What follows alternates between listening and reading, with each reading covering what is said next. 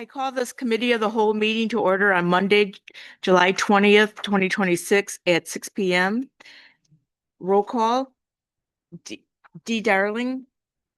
Here. Jason Jancic. Here. Julie Jetty's here. Mindy Hartman. Here. Bridget Stanlin is in traffic. Catherine Potter. Here. And Stacy Salt. Here. So acceptance of the agenda, items for discussion may be added to the agenda at the start of the meeting at the request of the superintendent or any board member upon a majority approval of those members present. Does anybody have anything that they'd like to add? Community input, we have one community member here. Did you want to make a? Okay. Okay, then I won't read this little paragraph. So approval of the minutes from June 22nd, 2026. Does anybody have any additions or corrections? Okay. Okay. So the minutes will be approved then. Okay, our discussion topics, we have review of the bills, and this is Mr. Glassman's first foray into the meeting. It's all yours. Thank you. So you should have the packet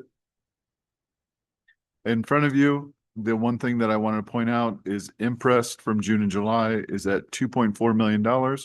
Of that, almost 2.3 is construction. Otherwise, I also wanted to note, this also includes the vehicle purchase that was made that came in under budget at $37,000. Happy to answer any questions otherwise about the bills.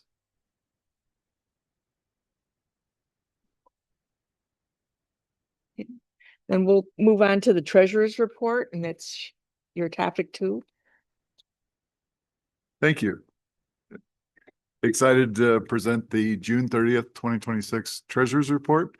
While this is the end of the fiscal year, the auditors, when they come to do their work in August, may make some slight modifications to the revenue and expenses, making sure everything's in the correct fiscal year. The other thing that you'll note, especially on the revenue side, the board approved a $6 million transfer from the ed fund to the operation, or excuse me, to the capitals fund. And so we present primarily the operation funds that are highlighted on the slide. Capital is not part of that, and that was treated as negative revenue. And so you'll see in the total revenue, local revenue and state revenue over 100%. That just because of the negative revenue is the way the auditors book that is why that's there. In the bottom left-hand corner, you'd see in the educational fund, that would be 33.3 million, which is right where we were projected to be. Otherwise, revenues are still strong and moving in a positive direction. Expenses are in a similar situation. Right now, we're $500,000 short overall in the educational fund in terms of what we projected our expenses would be, which is a great thing to happen. Salaries and benefits are slightly higher than they were the prior year, which is to be expected as salaries as well as healthcare costs increase. Moving on to the month-end fund balance, you'll notice that this is for the period ending May 31st, 2026, which Mr. Shepard presented last time. The reason I'm presenting it is it shows that fund transfer. The system projected we'd be at $23 million.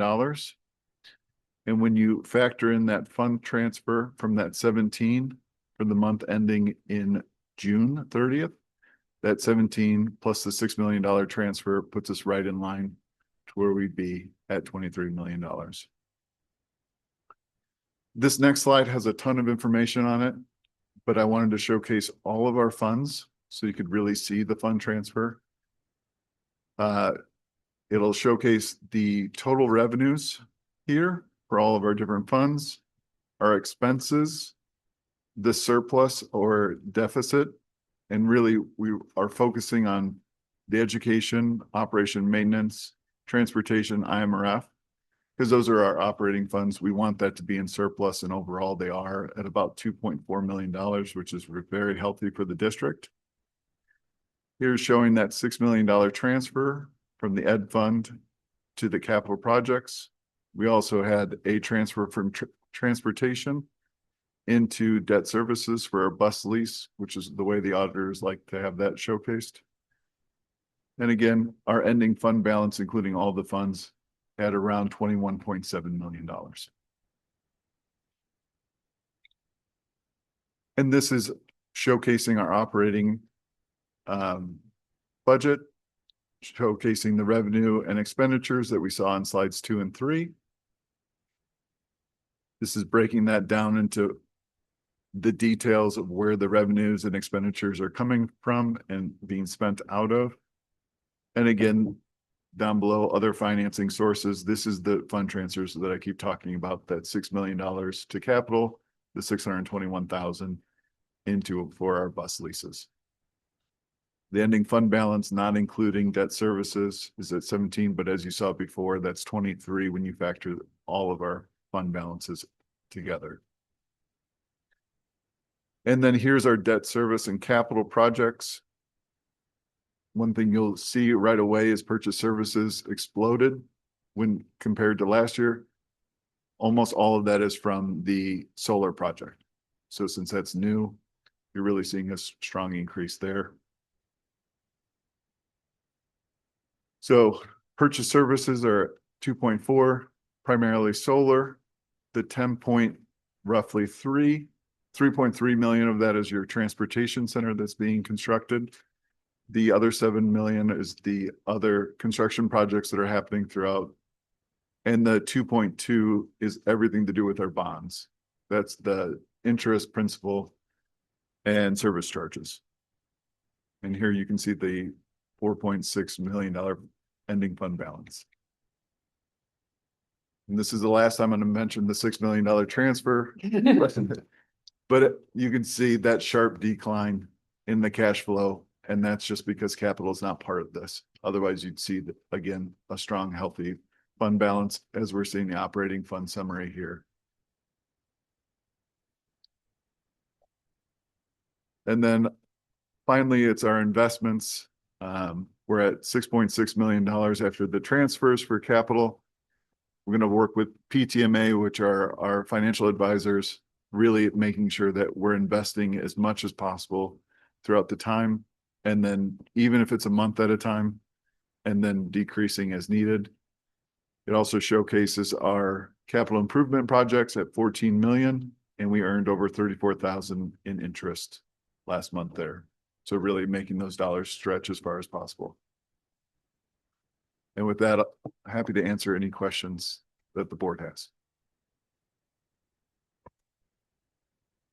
Perhaps my question is a little bit petty, but on page 2, when in the box of top 10 sources of revenue year to date, there's food services listed twice. Do you know if that's correct or why? I don't. I will get back to you. Thank you. Absolutely.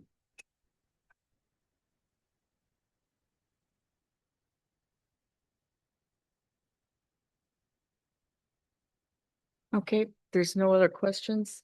We'll move on to the next item, and this is the transportation consulting agreement. Mr. Glassman? Oh. Yes, yeah. So, Mr. Glassman? Absolutely. Okay. So up for discussion is a 2-year agreement for to enter into a contract with Transportation and Residency Specialists LLC. This would give the district a twofold benefit. One would be to ensure our transportation claim is accurate, making sure that we're not leaving money on the table, as well as we're not overclaiming, which would set the district up for paying back in the event of an audit. The other thing that they would do is work with the district to make sure that we're doing things that would allow us to claim as much as possible during the year, like setting up our bus leases, how we're paying for gas, and other things. Their rate is $100 per hour. But all of that is billable back onto the following year's transportation claim. So with the current proration, being around 70%, it's really at minimal cost to the district. There are other costs that they would get from the benefit from the contract is if they found us $100,000 in additional revenue that we could claim, they would ask 10% of that back. But again, we could build that back into our transportation claim for the following year, resulting in, very little cost to the district. If the mandated categoricals were at 100%, it'd be at no cost, but it's just whatever that proration is for that current year. Happy to answer any questions about that. So are you asking us to come and get, not today, but next week, go into a contract with them? But it's an open-ended contract, my understanding, or are they going to bill us, or is it going to be, is there a retainer, or how does that work? Yeah, so they're projecting to be here for a day and a half in August, if approved by the board, at $100 an hour. And then we would add that to our transportation claim for the following year and get the money back. So we're looking at $1,200 minimal outlay with the possibility of finding more money. And then if they found more money, we'd owe them 10% of that new money, correct? Correct. Or that new revenue. Okay. Thank you for the clarification. Yeah.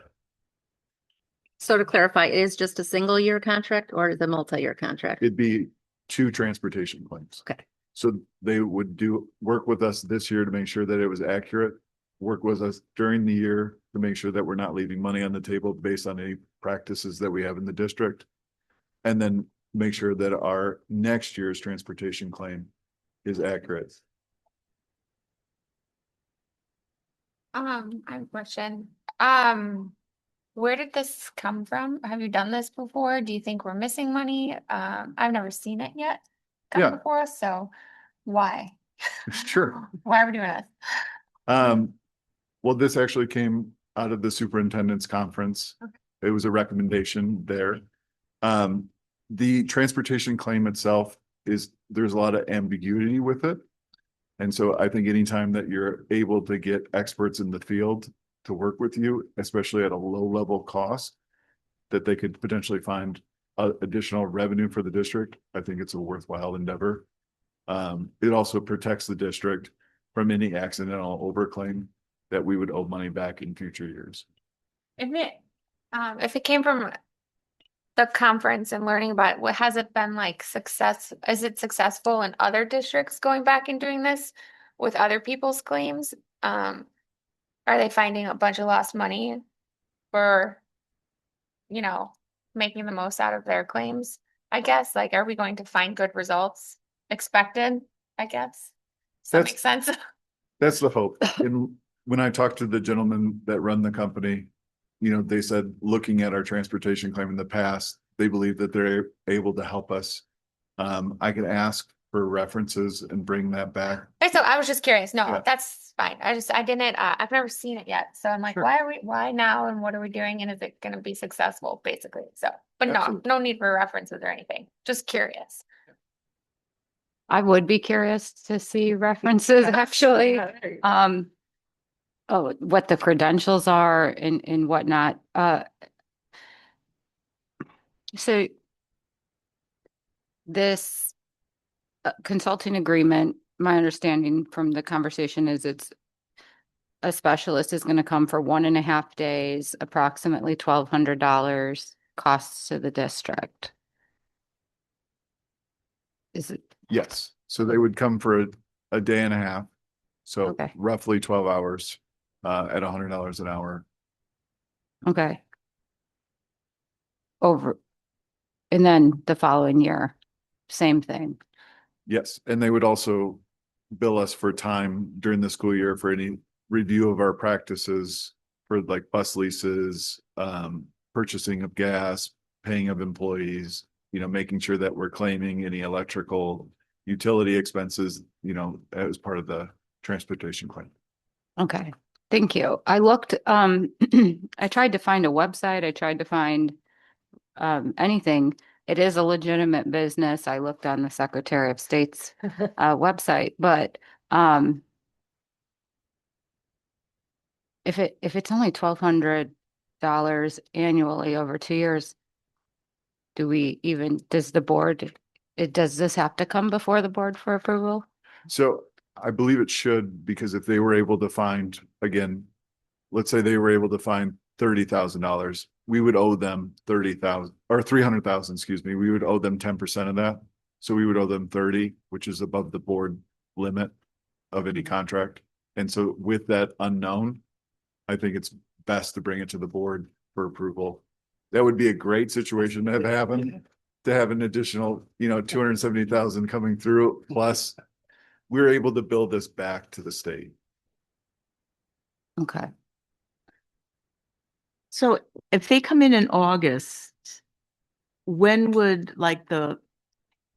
they be filing something on our behalf, and when would we get cash or be notified that, okay, they found so much money or something? Because what I would like to see at some point is a net report, how much we spent and how much we were able to recover. Sure. So we actually do the initial filing and work on that, and they would review that before we submit in an ideal situation.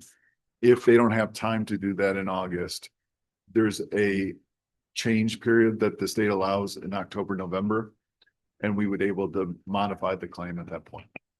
Okay. But if they were able to find something, I would certainly bring that back to the board. And then maybe at the end of the fiscal year or something, we would get a summary of what we spent and what we recouped or something, the net profits or net losses. Sure. I'd be able to put that together. Worst case, if they weren't able to find anything, Right. we would claim that back, and whatever the proration would be, we would get that back. Okay, thank you. We don't have a grant writer for the district.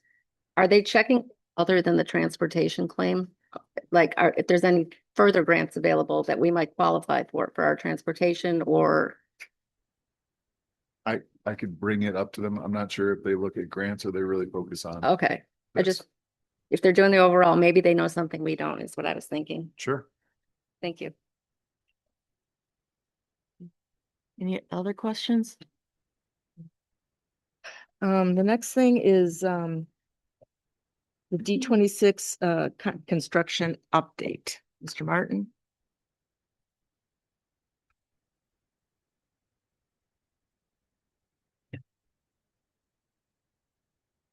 Good evening, everybody. And we're here again for another round of summer construction.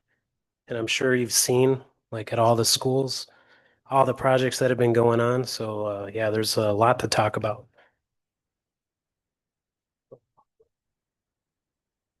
All right, so at Briargate, so that was our project last summer. So I was able to get some extra funds from the operations budget to get the sign out front fixed up with Signex. So it looks really good, brand new to the school. With that, like Signex as well, they went around and took care of all the parking lot signs, got that all improved. Just recently, Midwest Blacktop took care of all the striping and the crack filling for the parking lot there. So that's all brand new. And then I just signed the proposal from Langton Group to get all the mulch, freshened up in all the playgrounds there. So that's coming in the next couple of weeks before school starts. And most important, that big investment with the solar panels.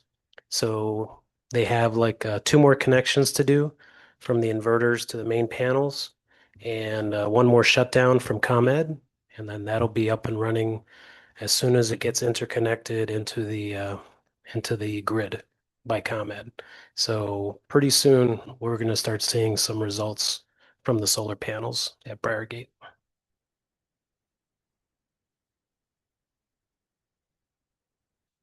All right, here at the Cary Junior, a lot of opportunities here. So basically, the new roof is totally installed, besides a few of the lower levels here. they started putting up the solar panels on top of the new roof, new gutters and downspouts. And we're just going to be getting a new laminated glass for the entranceways. So like all our entrances will have laminated glass in them as an extra security measure for those entrances.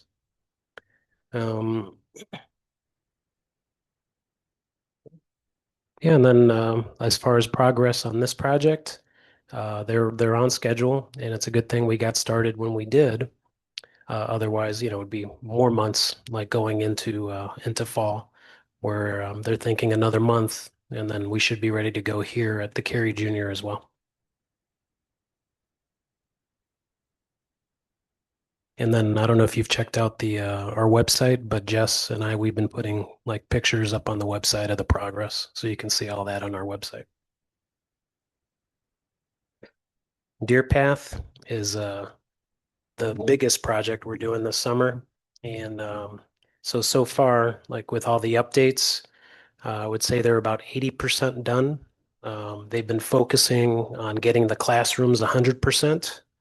So that I can start moving the furniture back in there before the teachers come in August. And so as far as I've been told, everything's in budget. A few opportunities to improve, like while they had the walls open and ceilings open. And we did a few extras in the allowances. One basic example was like the shutoff valves for some of the water in the building. So they had been frozen because they hadn't been exercised in years. So basically, they wanted to do the whole building, but we're like, no, let's just see what else pops up. So we did the 12 that were needed while they had the walls open and that available and the water shut off and that. So, but yeah, Deer Path is really coming along. They just finished the skylight like recently in the library, and in the next 2 weeks, we should be wrapping everything up there. And the team down there, they're working 7 days to make sure everything's ready to go. So yeah, we'll be seeing them on Saturdays and Sundays. They started this past weekend.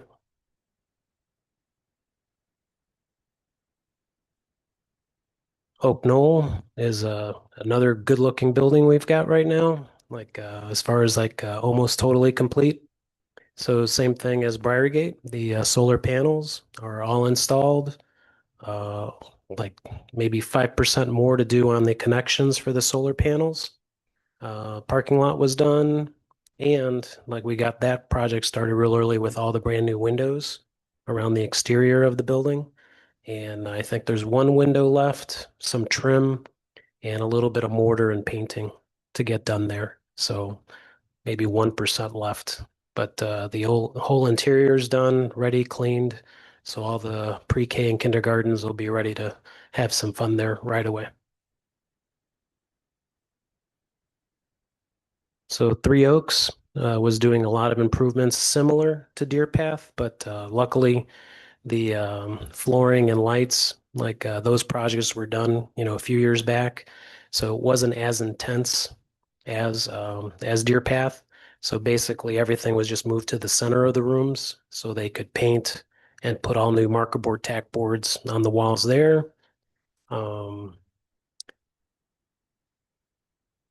Security upgrades that they're putting in. So they're installing the wireless locks as well at Three Oaks during the summer. A new sound system in the gym. So the original from the 1995, when it was first put in, the Duquesne system finally gave out right at the like 1 week before the end of the school year. And when I was talking to Greg Stahl, our architect, he made sure and put an allowance in there of like $50,000 for a new sound system for the gym. And I was able to find a company to do it for like under 20. So there was extra money there for that. So no, we don't have to come back and ask for money for a sound system. And all the plays and um, presentations will be nice, brand new. It'll be awesome. So that's another great improvement we've got going over at Three Oaks.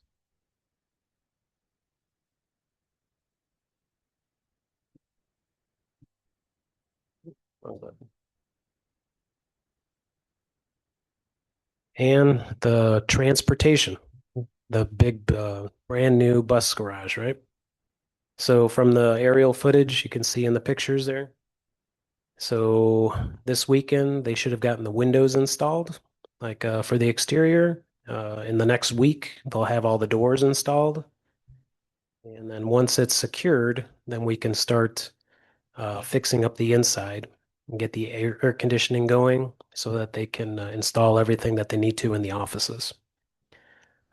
Paving, lights outside, fencing, landscaping. So there's still some improvements that need to get done. And so far, the village has been working with us on our time frame and those delays we had over winter with all the crazy weather. That they're not going to kick us out of the existing transportation garage or anything like that. So we don't have any worries on that front at this point, unless anybody's heard anything different. Okay, good. All right, so tons of projects, tons of things going on. Any extra questions? Do you have any update on that other contract that we went into for the energy distribution? Oh, sure, the data wranglers. Yeah. Yeah. Okay. Yeah, so they give me a report every month of areas where we can improve, like the system. Uh-huh.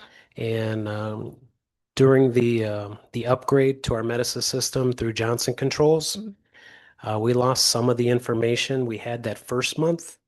But then the second month, we had a pretty good report. And then the third one kind of verified what the first one did.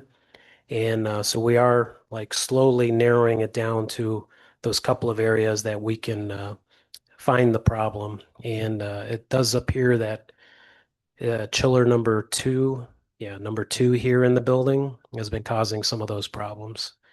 And Train's going to be coming in since it's the entire chiller, like to do a diagnosis of what the problem is. So they did help us find an issue with that chiller. And besides, like changing a few controls, like turning everything on a little bit later in the morning. So, because it doesn't take that long to cool down, and possibly turning it off a couple spots here and there in the afternoon where we can coast and still be comfortable, and then just don't have the system cycle as many times. Because, when you're at home and you hear the air conditioner turn on and then goes an hour and then, oh, let me turn on again. So they said, like, you have opportunity there to, okay, it's at the end of the day. Why run it again to drop it a degree and then just leave it and then everybody goes home anyway. At some point, like after 6 months or so, can we get maybe a report that shows if we've saved money, like at all or anything like that? Is there Yeah. information? It's possible, like I could compile something with the improvements we're making and like the information they're giving us to lead us to those improvements. But then on the other hand, you have the expense of the company coming to fix the issues. So it's like at this point, it's still like kind of balancing itself. Okay. So there's real no gains to speak of. Otherwise, believe me, I would have put it in my Okay. report. Okay. Okay. The operations Yeah. updates. But yes, yeah, definitely I can see about getting that once we Once you do get- see some gains. Okay. I Yeah. appreciate it. Thank you. I have a couple questions. First, I might be crazy, but you said we're getting mulch from Langton. Did we get free mulch from the township every year? Well, the free mulch is like we don't know where it's actually sourced from. I thought Algonquin Township dropped it off. So I was just curious. They've done it in the past, and but like the recommendation nowadays is to get like playground mulch that's been cleaned and like certified, so that we actually know where it comes from. Okay, that's fine. I was just Yeah. curious. Then my second question is the transportation center actually going to open before school? So unfortunately, all signs appear to be no, No. So what? that it won't be ready. So again, as long as the village does not make us move, then we can still like run our transportation out of the existing facility. And then if we do need to move, we could park the buses here at Cary Junior. Yeah. and then run the system out of this building. Like, I don't know, like, are we getting, I don't know how, I was talking to my bus driver neighbor about this the other day. We were talking about it. Like, do you need to like, I remember when we were talking about moving like a while ago, they were wanting to move over like a break, like, where they could shut down the radios and shut down all like the is that then going to be the plan, or are we getting new equipment in the new building that we don't do that and it could be close on Monday, come back next Monday? Like, Yeah, so the process. yeah, the new building, once it's ready, it's all going to be brand new equipment. So currently, it's like it's not digital. So they're changing from what they have to a better digital system.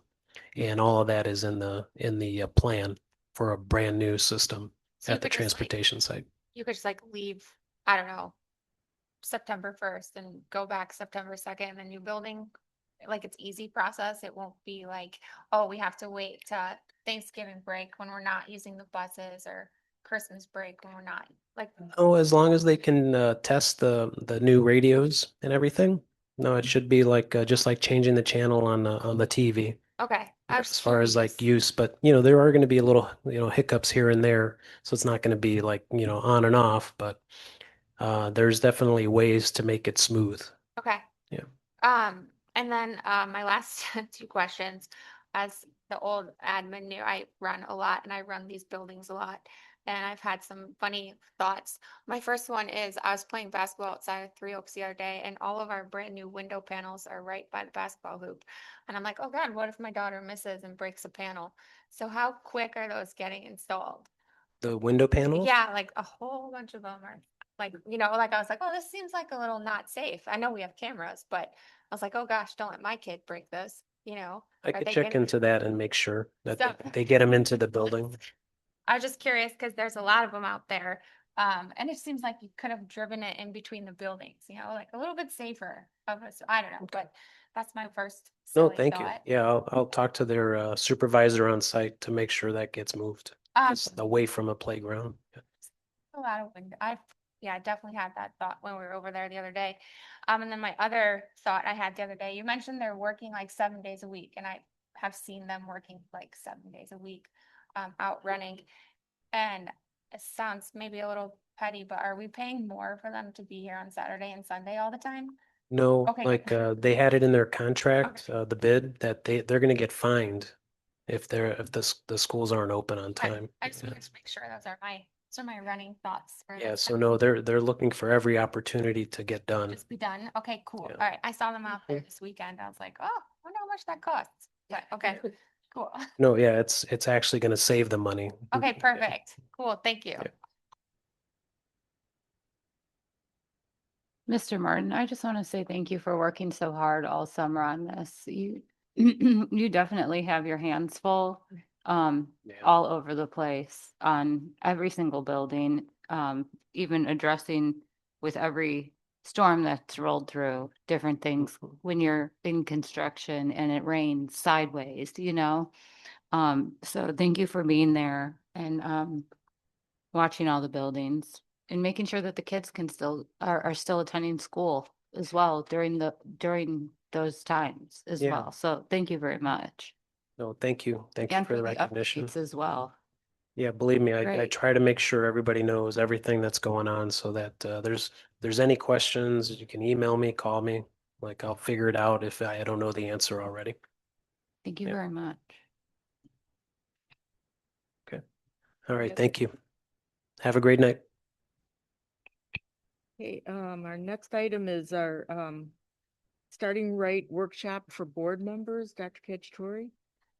Hi, yes. So I learned all sorts of things at my new superintendent's conference last week. Thank you for the opportunity for me to go there and meet my other first year superintendents so we could all share in our joy equally and ask each other questions in rapid succession. And so over the course of those 2.5 days, they definitely gave us a lot of recommendations, and one of them was if you have an opportunity to have audits done of your systems, just pursue those. And so that was why we were presenting the transportation audit. And then one of the other strong recommendations was to institute having this starting right workshop, which is coordinated by the IASB, the School Board Association, and it would be an opportunity for us as a new cabinet team and as a board team to come together and talk about what our expectations are, how we want to work together, communication strategies, and make sure that we're all starting off on the right foot and we have consistency moving forward. It's a 3-hour training.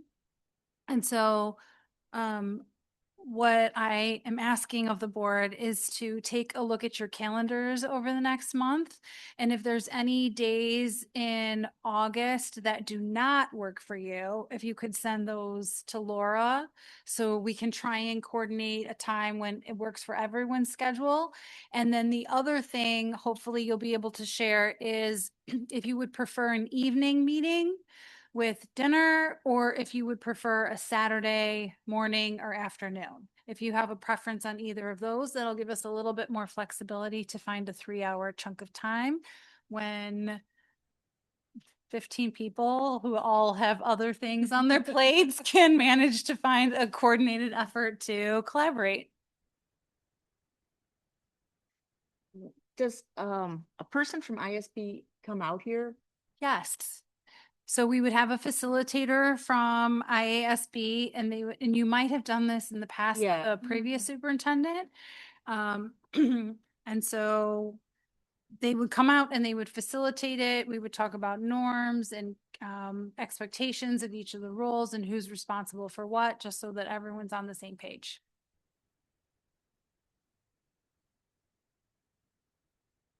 To Laura by the end of the. Yes, please. I feel like I'm probably, I don't know, we did this already and I personally didn't get a lot like from it. Like, I feel like IASB just like let us through a PowerPoint and for 3 hours and that was that. Like, I don't think, I know I've had conversations like when we went through this before 2 years ago, some people at that time felt the same. I don't know how anybody feels now, but like, I don't love this. Like, are there other options? I don't know if there's other options. I'm not against it, but I didn't love this when we did it 2 years ago. Like, I get the point of it. I don't know if it could be facilitated different, but it was like sitting in a room watching them talk for 3 hours. I agree. Yeah, I agree totally, And 100%. a couple years ago, like, Yeah, I'm not, and I know you felt that way a couple years ago. Like, so good. I'm glad you're speaking up. it 'cause was, and to me, it was a lot of upselling. yeah, over and over again. Which I, like is also how I feel about the November. It's a lot of upselling. I think that we could probably do, I mean, honestly, our own and have this conversation, like all of us having a workshop together. with- Yes, that's what I was talking Um, to Julie about. Like, what can we do? we did not accomplish much. Yeah. Good to know. Yeah. There's definitely other facilitators who do this work and who are more engaging and can facilitate a more authentic discussion. So if you're open to the option of us all getting together and having these types of conversations, I can certainly look at other organizations or independent consultants to facilitate this work. I think Dr. Cacciatore is taking a superintendent's course from HYA. And I missed the first one on Thursday, but she sent me a file on it. And I think that has a lot of good information in it. I almost think we could almost put together something from that would open up discussions between all of us. And we could all, because they talk about relationships between admin and board, cycles and expectations. I think we could almost make our own course. Yeah, I agree. I think I would like that a lot better than having someone who's like, doesn't know us and is just giving us a PowerPoint to stare at. Yeah, I think I we're think it'd looking be for more productive. conversation with Yeah. each other, Yeah, and there really wasn't that. Yeah. back Yeah, then. it was very sterile. It was Sterile. there was no connection between staff and the board. It was, we didn't get to know each other better. We didn't have that rapport with each other. It was just, It was very regimented, let's put it that way. I'll tell you, I'm over here going, was I at this meeting? This sounds like somewhere I would have been. I don't tend to miss board things. Yeah. I've got no recollection of it, so I can tell you it was not impressive from that perspective, but I'm sitting here going, I don't even remember doing this, so I didn't take anything from it with me, so I'll chime in from that, but. What do It was that No, I was- meeting. Yes, I mean, I was remember things. I probably still have notes from it. But what I do find promising about this, not necessarily this on that what we're looking at on the screen, but the concept of getting together is that Dr. Cacciatore is including more than just her and us, like a whole team, the whole team. So I think that that's very cool and that's interesting. And I think that that's a good idea. And I like that. I would be in for doing something where we're all able to look at each other as well. Yeah. You know, like Right. when we're talking and discussing. So, do you still want us to email days? Yes. Okay. You don't have to ask me twice. I'm always down for planning a Okay. professional development session. So I have ideas swirling in my brain as we speak in terms of all the lovely things that we can talk about and do. But if you could I would like to do this in August if we can, just before the school year gets away from us. So if you could still send Laura dates that don't work, and if you would prefer an evening or a Saturday, then I can start, planning our discussion topic. Give us a firm cutoff date of when you don't want it passed. If you could tell Laura by July 31st, dates that don't work in the month of August Through August what? through, what What is the dates last can we day of choose from? August? 31st. Through the end of the month. Okay. And the 31st is a Monday that we have a meeting, board meeting. Right, so we can't do it that night. We're already committed. I didn't think you'd want to do it the week that school starts, so I thought maybe you'd say like by the, before school starts. Oh, no, Okay. I don't, personally, I don't know with all of our schedules, if that would be a realistic expectation. Okay. So I wanted to give us as much time as possible and still be in August. Okay, well, thank you. And any other No. thoughts on that? I have a pretty clear understanding of where we're going from here. Yes, thank you. Next item is our press review, Dr. Cacciatore. Yes. Okay, so Laura had sent a packet to the board last week for review, and these are the policies that are review and monitoring only as part of the 5-year review. So my understanding is that there are specific policies that had no language changes. They were just up to be refreshed. Any questions on those specifically?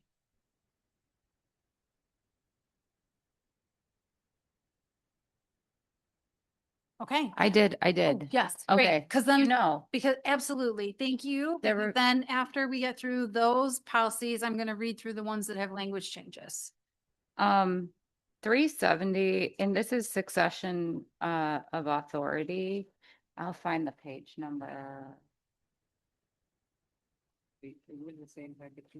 This is yeah, That's not, 370 isn't in the just the review one, is it?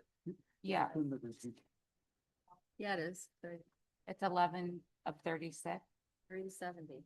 Different, I know, but we're doing language and just. Mm-hmm. Okay, so, I've been thinking about this. I'm glad we're looking at it. I don't, and this is actually in the press update. But I've been looking at this one and every time I'm looking at it and I kind of just want to ask, is this policy intended to be proactive or reactive? Because, every time that I read it, I think that it can be more proactive because if the superintendent's unavailable, who's going to provide any of this information to the board? Like, I'm only bringing this up because now it's up for review, and every time I read it, I think we haven't ever seen this. It would be something probably. She's in the room. Are you saying just in terms of chain of command that who would then be the communicating party? Yeah.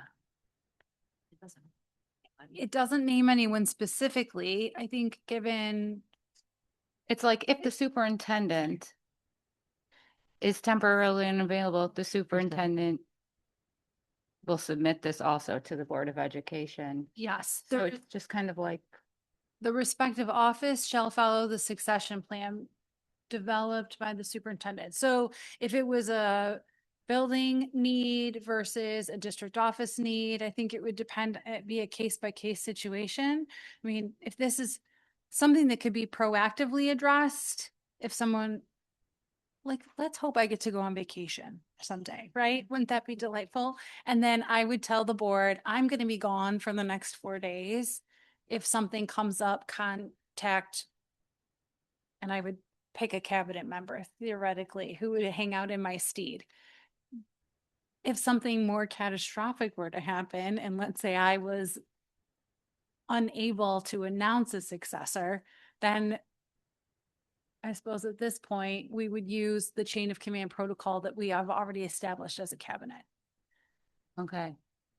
So yes, to answer your question, it's both proactive and So there reactive. is something in place. Yes. I mean, I've been thinking about this since COVID, you guys, like, because the what ifs. So is and that in the procedure manual or? It's just something we discussed Okay. because we said, oh gosh, we should probably talk to each other and figure out who's going to be in charge if one of us is not around. Because we don't, I mean, I look at this policy all the time and think, who's in charge if you're not around? Who do we go to? So that's why I was thinking about it. I'm going to always be here. That's the plan. Okay.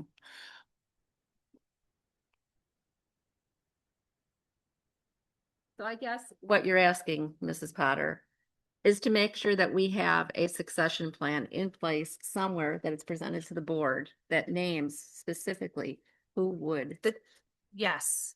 If there is one in place already, if there is. that's easy yeah, enough. that's But fine, to but- know, right. yeah. Thank you for clarifying that. No problem. I'm glad you guys talked about it. It's morbid, but it's important. No, I'm going to be on vacation. And so that's why I'm not going to be here. Nothing catastrophic is going to happen. All right. Okay. Now that we got that taken care of.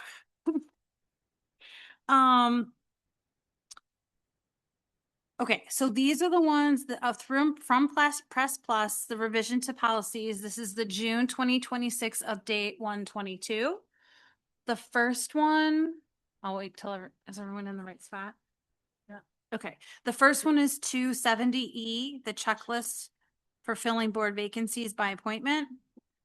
And this was just language clarification. Any questions on that one?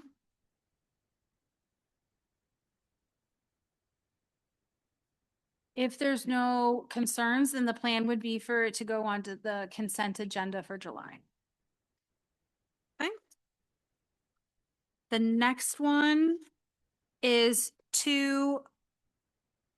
2120E3, the resolution to appoint a delegate to the Illinois Association for School Boards Delegate Assembly. This will be new for us because we're sending representatives to III. You don't have to determine your delegate tonight or next Monday night, but it is something to think about. Sending a representative to the state board meeting. And what will happen is later on this fall, Press will send out a list of all of the topics that are scheduled to be covered at the state board meeting, and they will give us recommendations for how we should vote. And then as a board, you will discuss, do you agree with the recommendation or do you not? And you assign a delegate to go and vote on our behalf. So this is just saying that you have a resolution that will allow you to appoint a delegate. Later this fall, we would then appoint the actual delegate. Does that make sense? Okay. So it can go on a consent agenda for now until we pick a person, and then it'll move to item 8. Okay. The next one is 2220E1, the board treatment of closed meetings, verbatim recordings and minutes. And this is part of the 5-year review, but there are language changes. School board versus moving to the words Board of Education. And I know this was a question that came up from Mrs. Potter regarding the language, and we can make it consistent so that it says the same thing in all of the places. We can either have it say school board, or we can make them all say Board of Education, just for consistency purposes. So the most current form is Board of Education? Correct. Okay. Just to clarify, I was asking why our policies aren't syncing up with press, because I thought that they were supposed to automatically do that. I'm not like requesting we change anything. I'm just wondering why they're not updating in that kind of way from the board or school board. If that's what press says, why does ours still say Board of Education? Because I was under the impression that they were, when minimal changes were being made like that, that the language was just going to be changed. That was just where my question was coming from. I wasn't requesting anything, all things be changed, but. That is a good question that I do not know the answer to, but I can look into. And I think Laura responded to that in the email to you. Not checked. Okay. Okay.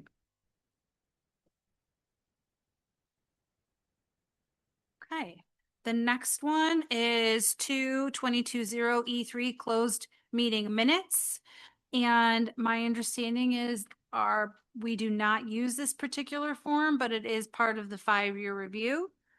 So it is an exhibit to update in response to the 5-year review.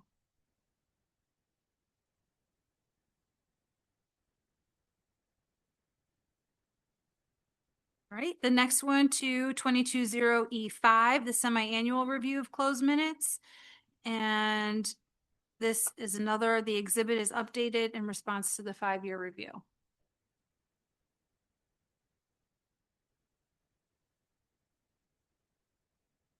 Okay, I'm going to keep going to 2220E8, school board records of maintenance requirements and FAQs.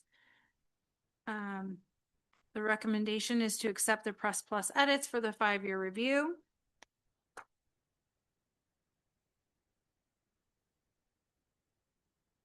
This one, the next one is 2230, public participation in school board meetings and petitions to the board. So this is a footnote update along with legal references and cross-references as part of the 5-year review. This does change from 5 minutes to 3 minutes for public comment. That's where we were in. Which You always had 3 minutes. Yeah. Oh, we already do. You already do 3 minutes, Yeah, but we now already have press is 3. catching up to you. All right. So press is adapting to our. Clearly. That's right. Yes. Yes. That's right. They wanted to follow our strong model. 540 is communicable and chronic infectious disease. Again, this is a policy, legal reference and footnote update as part of the 5-year review.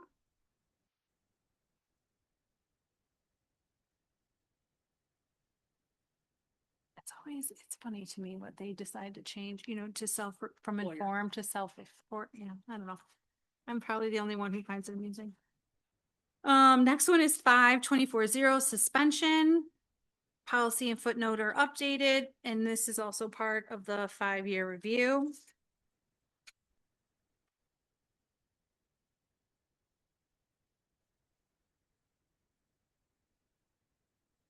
.670 is teaching about religions, and this is a legal reference and footnote update.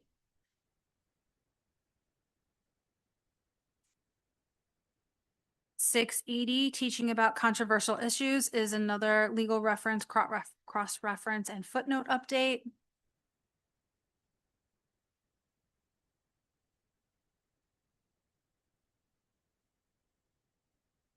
Six 190, extracurricular and co-curricular activities, is the same language, but they've moved it to a new section. So.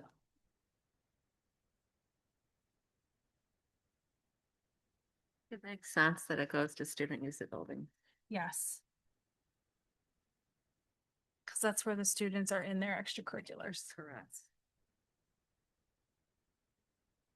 7130, student rights and responsibilities, is a legal reference and update as well. The footnotes are an update to more current legislation. Okay.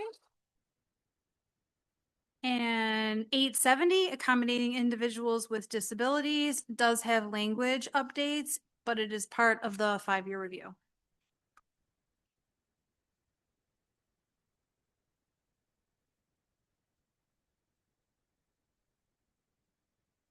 Any questions? Some of these policies were brought to us just a couple months ago. And our Dr. Thomas had said these policies are going to be recommended policy exhibits, to clarify, are recommended to be placed into the policy manual. And they're not, which I assumed was forward, public facing, available for the board to reference. And some of them aren't, I mean, none of them are there in our policy manual currently. They were approved, but then again, some of these, again, we're looking at them. We only saw them like 2 months ago. They should look really familiar. So, maybe this time they go in public facing. Yeah. Just a thought. Thank you.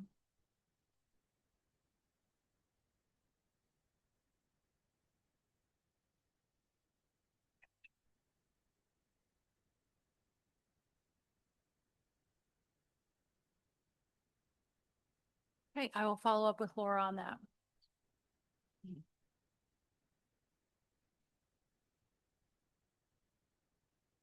Okay, and that is all I have for press. Thank you.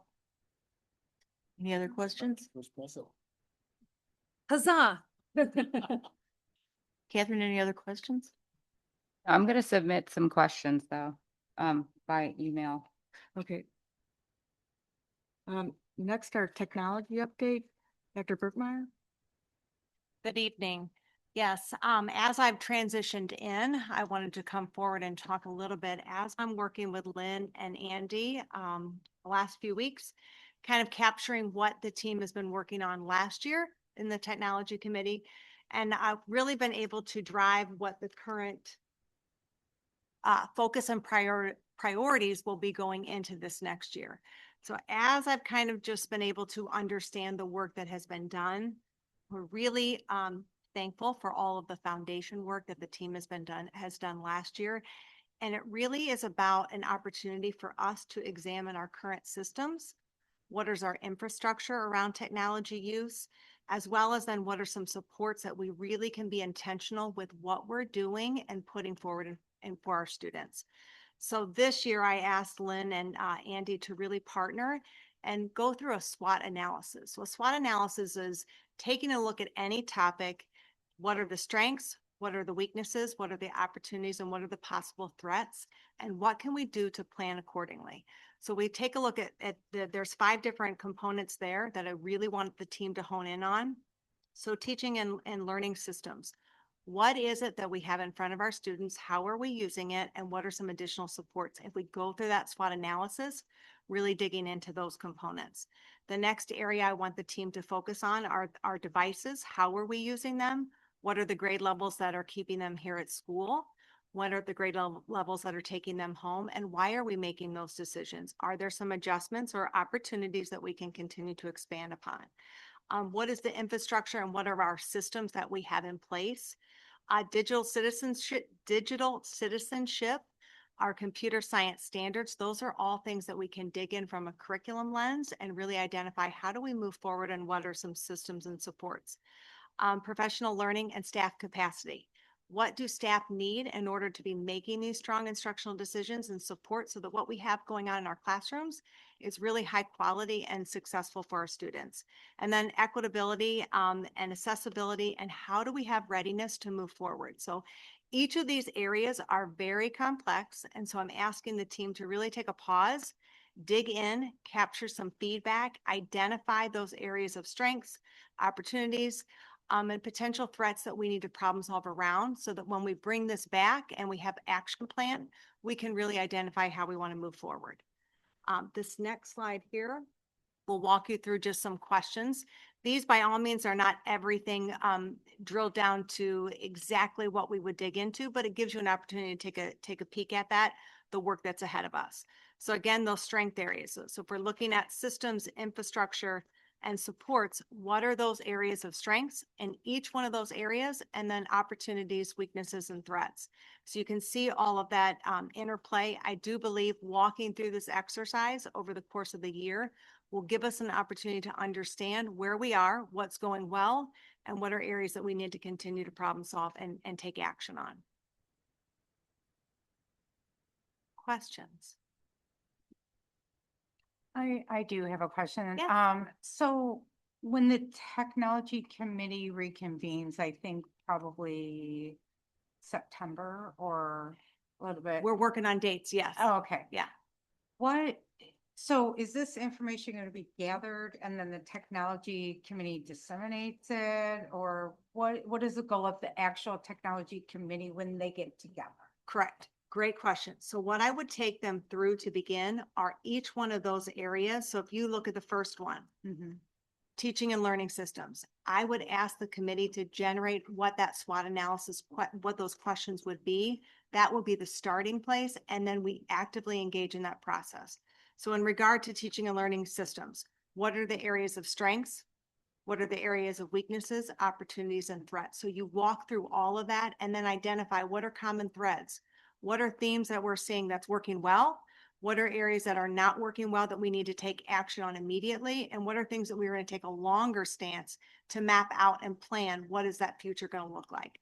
So you'd really hone in on each one of those. That second one down there, devices. Right now, our K-2 students keep the devices at home or keep the devices at school. Are those the only grade levels? Do we expand that? K-5, they keep them at school. What is that timeline going to look like? What's age appropriate? What's that feedback look like? So we would capture it from the committee. I would envision that there would be surveys that are going to go home.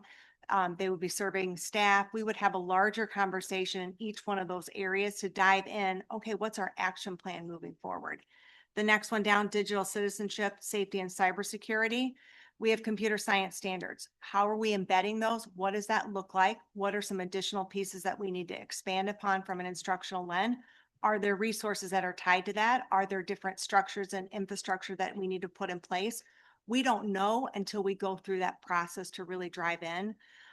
Professional learning and staff capacity. What do staff need to be the best that they can be in front of their students and for that community? So it's capturing feedback. It's kind of like a two-way street.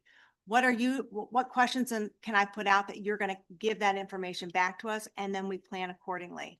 I would assume through this process, there's going to be some low-hanging fruit that we can adjust very quickly and have things in place and move forward. There may be other things that we have to map out from a priority of financial lens, right?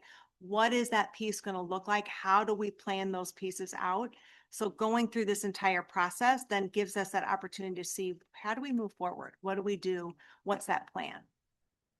Okay, so some of this data is going to have to be given to us to. Oh, absolutely. Okay. And I think what as I've been working with Andy and Lynn so far, and I haven't met the committee yet. We haven't had a committee meeting. It's really been what could be our action plan in moving forward. And I don't believe it's effective to do everything at one time, right?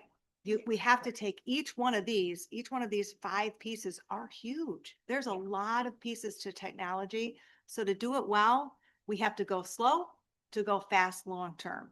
What do each one of these pieces tell us? What are our needs? What are our local needs? And how do we map that out? What can we do? How do we prioritize it? It's those questions that keep that process open. I agree. So, Yeah. thank you. Yeah, thank you. Has the ISB come out? They have not come out yet with their guidelines, correct? No, Okay, it's all local. okay. Because I know they're supposed to the end of August, right? To date, it's local. Okay. What did you say? ISB coming out with their guidelines with regards to AI, et cetera. They're supposed to be providing us guardrails, guidelines. Correct. You are correct. And I would envision through this process, we will be able to identify what are our local guardrails that we want to have in Mhm. place. Because AI, I know there's that question out there. How do we use it? Where's that balance? Right. It's everywhere. It is in every system that we utilize here in the district, whether it's capturing data or we're using data to determine what skills and concepts students have or don't have. It's in everything. It's just how are we using it and what is that balance approach? It just came out last week. Like, Okay. so I'm Like- literally like, on Okay. like there we go. It's be Friday afternoon. Here's 400 pages of AI guidance. Go. Okay, good. So it literally came It's out. 400 pages. Okay. Yeah. And 400 pages. Yeah, I know. And that's that process that when you take a look at even just number 2, devices, infrastructure and systems, it's digging in and seeing how all of those pieces can Yeah. work together. It's taking a look at what we currently have in process. How do we dig into that and how do we map forward? Technology is a beast and it's here and it's about balance and what can we do to set up our students for success And safety. and safety. Absolutely. When are we gonna get a update on this or when is part 2 of this conversation expected? Part 2, you're gonna have to give me a little bit of time to get our committee up and running. I But suppose I that do- was more of like, are we expecting you like in January or do we do this again next summer once you go through I it? believe it's probably January would be a great time Okay. to touch base and then give you some ideas of where we are moving forward and how do we plan for that piece. Yeah, because I mean, we would have to be talking staffing plans and Correct. budgets and all of that stuff. So Yes. that might be a good time. When I saw the SWOT that this is something that you were going to focus on, I thought this is really great, honestly. I don't know if it's going to take like a look at the current baseline cost of all of the district tech and like how it's being funded and if those sources are sustainable and reliable. Because I know we do purchase, I think the Embrace, we'll be talking about that, and that's with Yeah, grant money. How do we continue to afford this? How do you keep up with all the technological changes and all of that? So are those the kind of things that the SWOT is going to look into? It will be all of it because you can't talk device or resource or opportunity without funding attached to it. So that's why I have phenomenal team that have embraced me as I'm entering in. I'm asking both Lynn and Andy to be a part of that. So it's not just, I know Lynn is really been instructional resources and instructional technology. Andy's done the other side of the technology world. I'm asking them to partner in that process because you can't talk one without the other. And so it's how do we put all of those pieces together? And then also, what do we prioritize? Because we might not be able to do everything at one time. We all have to live within our budgets and what we can sustain. So I think it's just mapping that out and prioritizing what are those pieces we want to move forward with. Okay. I would envision this is probably going to be a multi-layered process. Absolutely. Yeah. And with input from the community. Absolutely. Teachers and special ed Family. and all of that. Mhm. Okay. There's no impact on the budget, right, with this? Currently, no. Okay. No. It's just a SWOT analysis. Yeah, no, absolutely. No, this will be done in-house. So Okay. First meeting, and I know Lynn and I have spent a lot of time together kind of mapping out what would be our timeline. And then what are some those generated questions to start the conversation? So we would be guiding that conversation and then have that opportunity to walk through the SWOT, the strengths, the weaknesses, the opportunities and threats to capture feedback. And then you start to, and you analyze that. What is the process? What are common threads that you can see in that data? That helps you formulate what are the next steps? What are the next pieces I can dive into? Okay. And then I guess my last question is who, I guess we don't know, maybe Bridget and I are both asking the same thing, but who is on the tech committee for this? Is it just tech people? No, it's not. So Okay. it's a variety of different stakeholders. I believe that both of you are actually Yeah, both of you on the, okay. So you would obviously be asked to come back. If you're willing to do that, we would love to have you. Andy, Lynn, and myself. And then it's put out to staff at the beginning of the year, what committees they would like to participate in. We kind of give a brief update on this is what the committee is, this is what the goals are for this year. And then staff have an opportunity to say whether or not they would want to participate. We are looking for a wide variety of stakeholder. So we have their impact on that because they're the ones digging in and sharing the feedback for us to make that action plan. I love this. I think it's really a good idea. Thank you. Especially we've managed to acquire a lot of tech. I know that Yes. we've done an audit of the licenses and the use of all of the different ed tech platforms and getting rid of what people just weren't using or Correct. redundant items. But I like this. This is really going to take it deeper. So thank you. Yeah. This is a good idea. Yeah, that as you added that point, and that's a huge piece of it because we have a ton of resources that are available. But if we have another resource that we're already paying for that's doing that, why do we need to add in some of these other things? Maybe it's about staff capacity. How do we build their knowledge base to know this platform or this resource can be used here and also can be used here? So part of this process starts to identify what that is, and then you push that out and communicate the output app so they're aware. Sometimes it's like you just forget those things are out there. You don't realize that they're multifaceted and can address different things. So I think this process, I know it's going to take some time, but I do think it's important time to be able to map out and provide you with what you need. Thank you. Thank you. I think I have some reading ahead of me. Thank you. Exactly. Thank you. So our last item is the Embrace Management Tool, Dr. Bondero. Okay, I promise I'll be brief. So up for discussion tonight that we wanted to share with the board, student services, since I started transitioning softly with Kimberly and with Dr. Thomas, like March-ish time, we started connecting and having some conversations. One of the pieces that came up repetitively was staff's use of Infinite Campus to be able to write IEPs in Infinite Campus, housing, like digitally housing the actual documents for our IEPs, which is what the district has been doing. Infinite Campus is great and has a lot of really great features as a student information system. As a special education servicing platform, Infinite Campus doesn't have a lot of features or accessibility ways to kind of gather data for student services like other platforms might. So what the staff had kind of shared was some of their, I don't want to say frustrations, but some of the different pieces of Infinite Campus that wasn't always really working well for them. I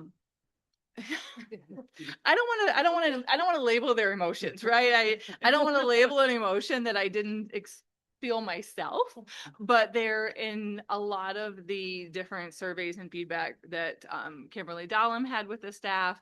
The concept of utilizing a different platform to house our IEPs came up repetitively. In my tenures across Illinois, Embrace has been around for quite some time. I don't want to say the exact number, but I want to say it's around 75 to 80% of districts around us utilize Embrace as their platform. So it's very well known across the county and across the state. if you've ever looked at the differences between Embrace and Infinite Campus, Embrace does have a lot of user-friendly features. So like when a case manager will log into Embrace, it will tell them you have this many IEPs due in the next 7 days. A school site can run a report that says what evals are due in the next 90 days, and it will tell you, and then it will tell you every single time that you log in until you finally do something.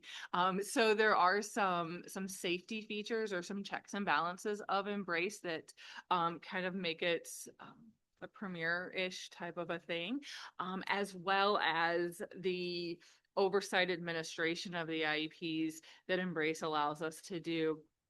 Things such as running for a building, how many OT minutes does this building need in a weekly or a semester or a monthly fashion? How many speech minutes does that building need? Which will really help us on the staffing lens to ensure that when we make a staffing recommendation in January, February timeframe, I'm able to go to Matt and Belinda and to Sarah and say, hey, at Briargate, I need this much speech because we have this much speech minutes, and this is what this could look like for us. Embrace is able to generate that in about 3 minutes. They can give it to me by building, by related service, as well as we can run a report of how many students have ESY, how many students have special transportation needs, how many students require a paraprofessional, and where in their school day do they require that paraprofessional, which are all things that are documented and able to be documented in Infinite Campus. I want to be really clear, right? Like Infinite Campus does show us those things. However, you have to go in and pull Kristen Bordnaro's IEP and read all through her IEP and try to find it, which really, in transparency, it makes me feel really anxious to be able to say, yes, we're able to do all of the things that we guarantee to parents that we are able to do by simply without having some sort of a report and checks and balances system outside of Michelle, our amazing administrative assistant in student services, that literally keeps like her own document as every IEP comes in, that she writes it all down, which is great. And that's an amazing thing to have. I don't know, you were speaking of a succession plan earlier, like I don't know what the succession plan would be if something happened to Michelle right now, because I have no other way besides, Michelle, where's your folder? And can you please go through your folder? And she is able to do that, and she's been amazing. So what I, based off of the feedback from the staff, as well as trying to make sure that we are staying legally compliant and that the guarantees of faith that we offer to parents that we're able to do, I did recommend that we are going to switch to Embrace as our IEP solution only. That means Infinite Campus would stay the same for everything else. Everything Infinite Campus is doing would stay the same. Our staff would then log into Embrace to build the IEP. It also is able to translate into all of the legally required by ISB languages at like the click of a button.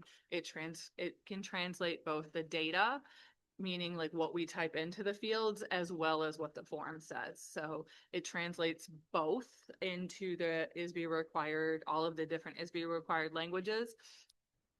So we would be doing this for the IEPs as well as 504s. So both of those two systems would be housed in Embrace. And then as far as PD would go, Embrace is able to do a webinar for us that we would be looking at doing at the new back to school week. We would do that webinar then, as well as I'm in the process of building a page by page guide for all of our staff of what goes in each box in Embrace. It's pretty intuitive, but staff will have that as well. And then the last piece of that is that the first time that we do this, there is an additional cost for Embrace to transfer everything and build our system for us, which it's right around $20,000 that would come out of the flow through grant. Like that money is not going to be new incurred. It would just come out of the grant. Without quoting Matt's number exactly, we have about $200,000 in carryover from last year's grant that we would be earmarking about 20,000 of it for this. And then it's about $13,000 right now a year that we would be paying Embrace to continue to use the system. And so that's where Embrace stands. Are there questions or areas I can answer on that? I love this.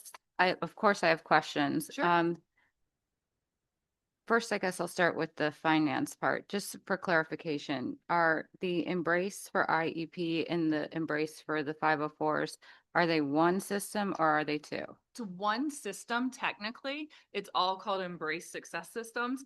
And then Embrace actually has, Andy's gonna like probably cringe at my words. They have different platforms, and a platform may not be the right word, but you could like get 504s. They have a behavior reporting. They have a Medicaid reporting. They have an IEP system. They have an MTSS system. The only two that we are looking at is the 504 and the IEP systems. We're not looking at adding the other features also.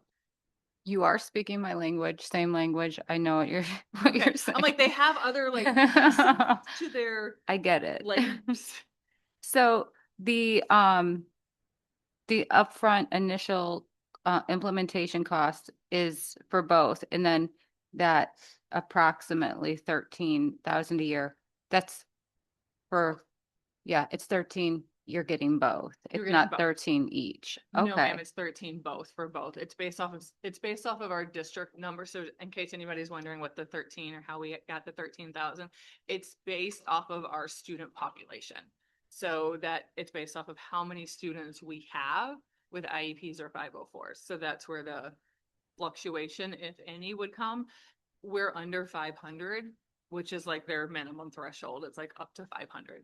Okay. And then we make that, the district makes that purchase, and then it's used in each building. Every building has access. Every building would have access. However, there are security layers to it. Mhm. So while every building has access, you only have access to the things that we give you access to.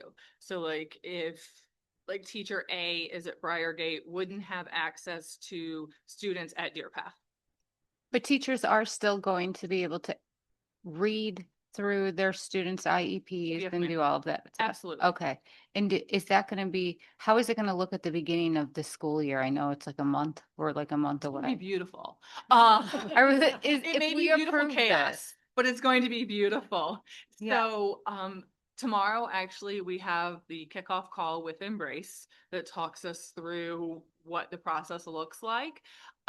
From having done this before, when Embrace first came to Illinois many, many, many years ago, I was a part of their first process, so I can speak a little bit to it. So what we'll do at the beginning of the school year, Embrace has this handy dandy little form that prints off, and it's called an IEP at a glance. And it's basically the nuts and bolts, the meat and potatoes of the IEP. So all of that will become a piece, and then that's what every single teacher who sees that child will have access to. They will still have access to the full IEP, but they also get like the 2-page handy dandy, like this is your IEP at a glance. This is like what you must know about this Tracking and child. stuff. Okay. Tracking, accommodations, goals, eligibility pieces, all of that will be given and shared with each student's team. So here at the junior high, everybody who is instructionally responsible for that student would receive that information.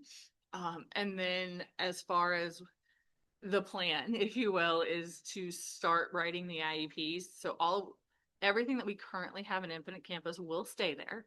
We're not taking anything out of Infinite Campus. We're not turning off Infinite Campus. Everything will stay where it's at.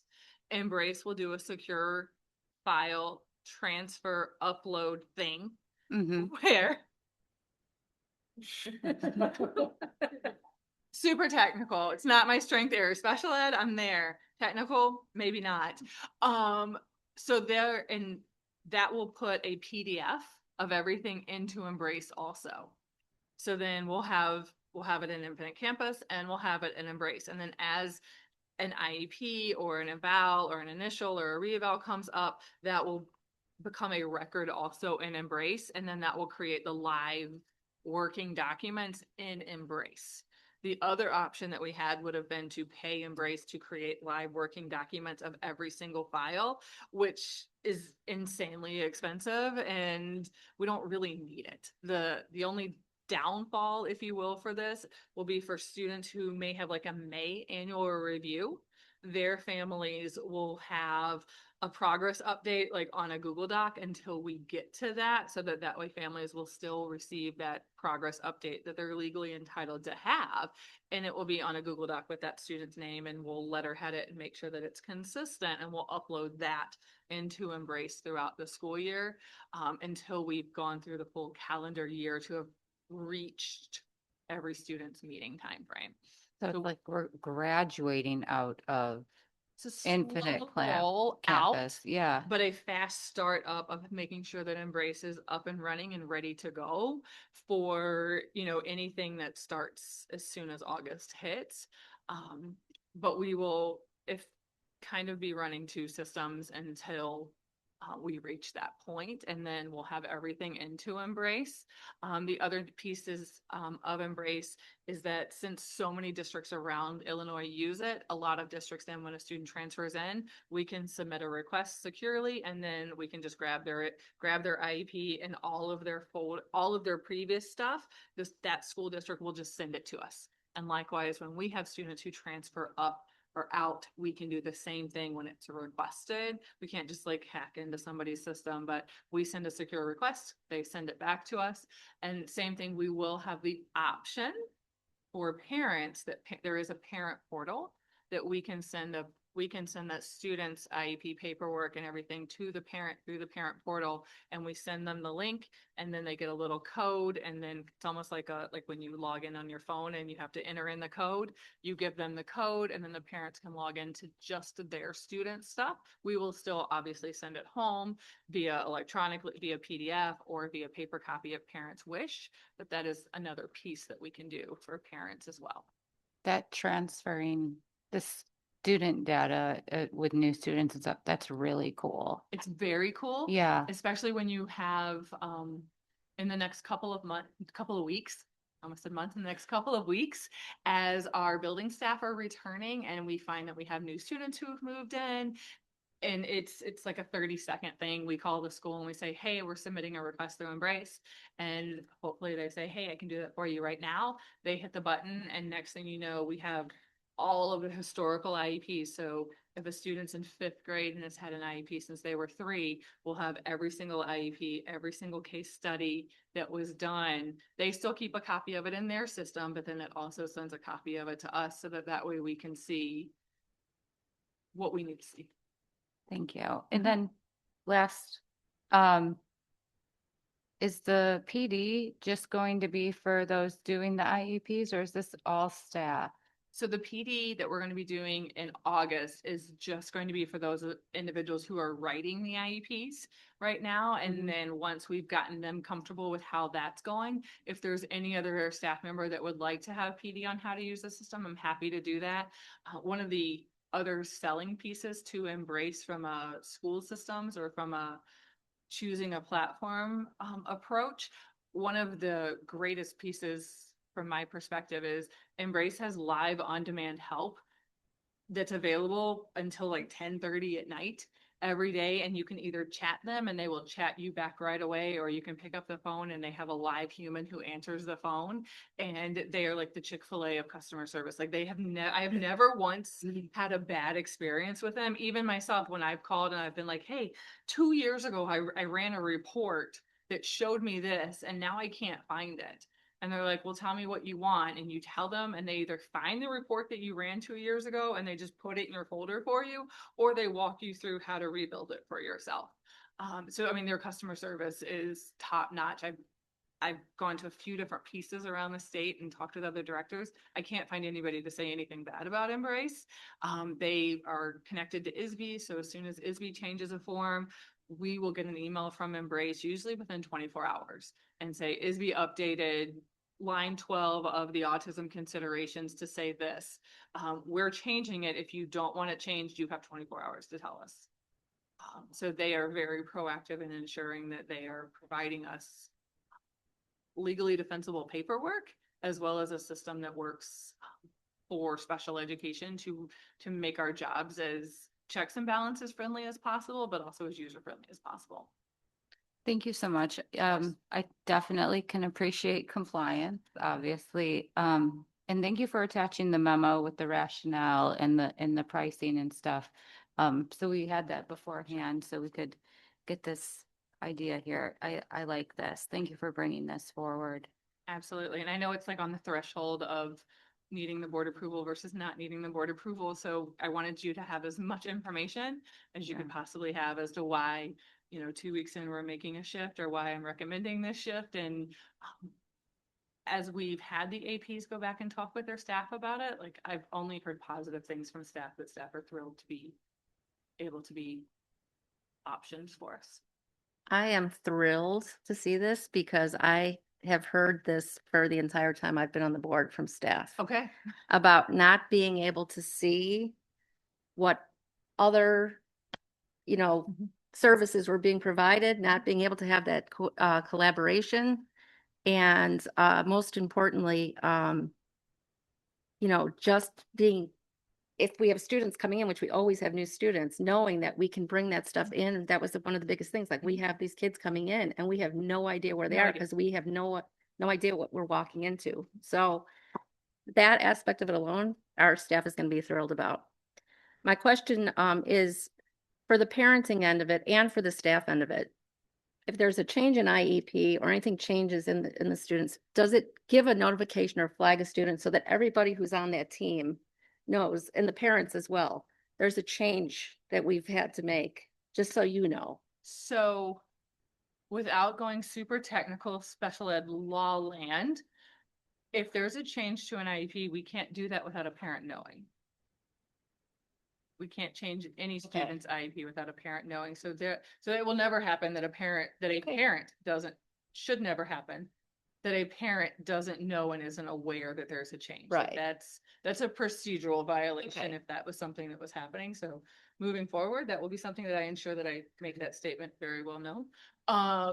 As far as the team knowing, as I was kind of talking about putting that manual together, putting those procedures together.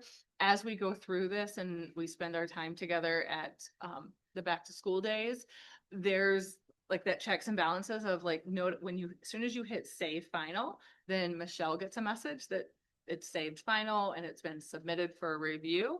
At that point in time, like, our last system of checks and balances is update IEP at a glance, which is that small document, update IEP at a glance, send to all team members. Like, it's literally on the, if anybody wants to see it after the new teacher or teacher institute week, I'm happy to share the manual with anyone. And it literally like puts like procedure of, this is how you create an amendment. These are the steps to creating an amendment. This is what happens after the amendment. These are the steps to a notification of conference. This is what goes on a notification of conference, like page by page by page, with examples for staff to have of, this is not only how it looks in Embrace, but this is what's expected for our guarantee of what we're providing to your child. This is fantastic. Thank you. I'll for bring you a looking at copy. this and making these changes. It's been asked for a long time. That was my understanding. Yeah. So I'm happy to be able to follow through on that and honor the staff's wishes. Thank you. Does Embrace have the capability, like in their other modules or platforms, to do the other things that we're using Infinite Campus for, enrollment, scheduling, attendance? No, ma'am. No. It does not work. So those things are done through what's called a school information system, the SIS system, and Embrace has stayed far away from that land. It's the last time that I spoke with Embrace, I don't think they have any desire to go into that land. I think their model and their mission and what they are here for, they just recently joined forces with Everly, which, if you're familiar with Everly, that's like news to you, unique learning system. So they've kind of like joined forces with them. They see themselves as a special education support system. And I mean, I don't want to say never, but they, at this point in time, that is so far away from anything that I think that they at least are putting out there that they're interested in. Okay, thank you. Does 155 use this? I'm- Or any of our other feeder schools? I know that many of I can't tell you all of the feeder schools that use it. I sent an email out afterwards to ask like who all is using what, to be able to give you accurate of that. So I don't want to speak out of turn without being able to look at my email, but I will let you know. Okay. Yes. Yes. And I know, the writing of IEPs has been in question. Mhm. Will this help people to write a correct IEP? So part of, whenever you think about like the writing of an IEP, Mhm. whether it's an Infinite Campus or it's Embrace or it's, there's other platforms out there. There's Easy IEP, there's Net IEP, there's Power IEP, there's lots of other solutions that are out there. As far as will this help to actually write it, they are blank text boxes, right? So the writing of it is only as strong as the individual writing the information. I have heard that same concern, and that some of those concerns were shared with me throughout the transition as I had different meetings with staff. And I'm choosing to use this launching of Embrace as like a SPED 101 overhaul of how are we writing our IEPs, taking advantage of, we have to use a new system, so we have to have conversations about these things. So as we're learning the new system, let's just roll out the expectations around legally defensible IEPs and what my expectations are of how we craft our IEPs, and rolling out some different systems of checks and balances with Bridget and Sarah, the two new coordinators who are going to be joining us. We're actually meeting all day tomorrow to kind of talk through what some of these things look like and making sure that they're also speaking the same language. So yes, to answer your question, yes, I think it will help in the long run because we will have that system of checks and balances, and because of the way Embrace works, Bridget, Sarah, myself will be able to go in at any point in time and see what IEPs are coming up. Because when we log in, we'll be able to see the whole district's IEPs that are coming up. So then we're able to say, hey, it's 4 days before Kristen Bordnaro's IEP meeting. Let's take a quick glance through that paperwork and then be able to send the feedback before it goes home. Okay, thank you. Any other questions? Okay, that sums up our discussion topics. So, we're going to move into closed session for the appointment, employment, compensation, discipline, performance, or dismissal of specific employees of the public body, 5 ILCS 120-2C1. May I have a motion to adjourn to closed session? So moved. Second. Okay, any discussion on that? Jason? Yes. Julie Jetty, yes. Mindy? Yes. Bridget? Catherine Potter? Yes. Stacy Salt? Yeah. Dee Darling? Yes. So motion approved. Open session ends at 7:38. Thank you, everybody. Are we staying?